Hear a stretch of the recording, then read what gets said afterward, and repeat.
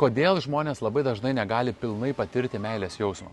Įsivaizduokit, kažkada, kai jums buvo 14, 12 ar 18 ar 25 metai, jūs įsimylėjo.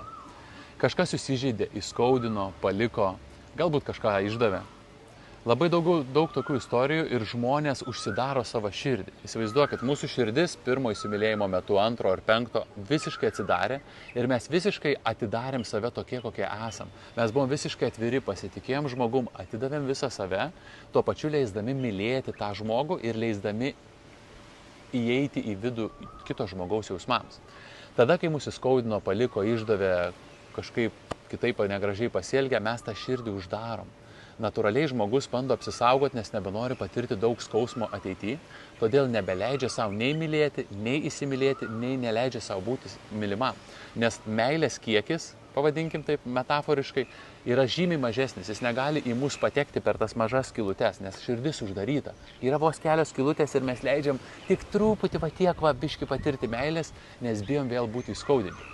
Todėl reikia atidaryti širdį vėl ir vėl ir vėl. Nes kitu atveju mes tos meilės patirsim va tiek iš va tiek.